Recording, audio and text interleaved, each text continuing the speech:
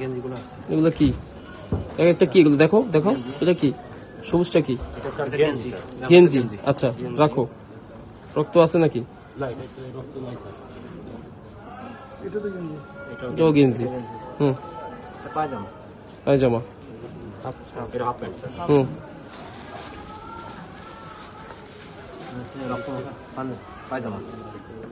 আপনারা নিশ্চয়ই অবগত আছেন, গত 13 নভেম্বর 2025 তারিখ রংপুরের ব্যবসায়ী আশরাফুল হককে হত্যা এবং লাশ খণ্ড বিখণ্ড করে জাতীয় ঈদগাহ ময়দানের পাশে দুটি ড্রামে ফেলে রাখা হয়, যা সারা দেশে ব্যাপক চাঞ্চল্যের সৃষ্টি করে। উক্ত মামলার প্রধান আসামি জরেজের কথিত প্রেমিকা শামীমা আক্তার কোহিনুর, বয়স 33, পিতা বাচ্চু মিয়া, থানা লাকসাম, জেলা কুমিল্লাতে গত 14 নভেম্বর 2025 তারিখ সকালে একটি বিশেষ অভিযান পরিচালনা করে তার নিজ বাড়ি হতে র্যাব কর্তৃক গ্রেফতার করা হয়। জরেজ ও আশরাফুল শামীমার সাথে দেখা করে ঢাকা মহানগরীর শনির আকরার নূরপুর এলাকায় 5,500 টাকা দিয়ে একটি বাসা ভাড়া করে তিনজনই একত্রে ভাড়া বাসায় ওঠেন। রংপুর হতে ঢাকায় আসার পূর্বেই জরেজ তার প্রেমিকা শামীমা আক্তার কোহিনুরকে ফোনে জানায় ভিকটিম আশরাফুলের সহিত সে যেন অন্তরঙ্গ ভিডিও ধারণ করে এবং পূর্ব পরিকল্পনা অনুযায়ী সে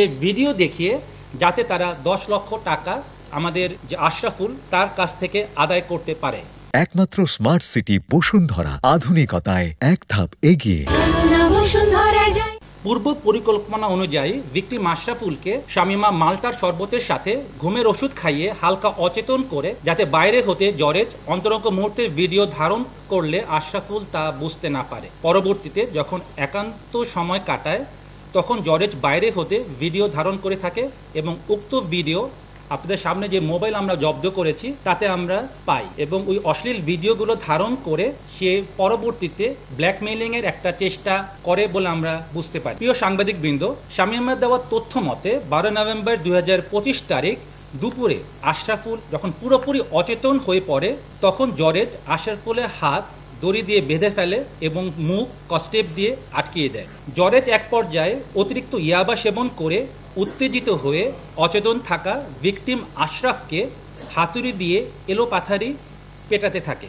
তার আঘাতে এবং মুখ স্কচ টেপ দিয়ে বাঁধা থাকায় শ্বাস না নিতে পেরে ঘটনাস্থলে ভিকটিম আশরাফুল মৃত্যুবরণ করেন। আমরা শামীমাকে এই ব্যাপারে জিজ্ঞাসাবাদ করেছি এবং শামীমা আমাদের যে উত্তর দিয়েছে তাতে তার ভাষ্য মতে তাকে মূলত যে কথাটা বলেছে জরেজ 3 লক্ষ টাকা সে পাবে এবং জরেজ এই ব্ল্যাকমেইলের মাধ্যমে 7 লক্ষ টাকা পাবে এবং পরবর্তীতে এই টাকা দিয়ে সে মালয়েশিয়ায় গমন করবেন। এবং আমরা এটাও দেখতে পাই যে জরেজের মোবাইল বিশ্লেষণ করে যে সে অলরেডি মালয়েশিয়া যাওয়ার জন্য সে পাসপোর্ট সংগ্রহ করার জন্য সে অলরেডি তার পাসপোর্ট অফিসও তার প্রস্তুত রয়েছে পাসপোর্ট। এ থেকে বোঝা যায় যে তার টাকাটা প্রয়োজন ছিল। বাট আপনি যে প্রশ্নটা করেছেন যে জরেজ কি উদ্দেশ্যে নৃশংসভাবে হত্যাটা করলো, যদি টাকাই তার মূল উদ্দেশ্য থাকে তাহলে কেন হত্যাটা করলো, তাহলে তো টাকা তো আর তার পাবে না।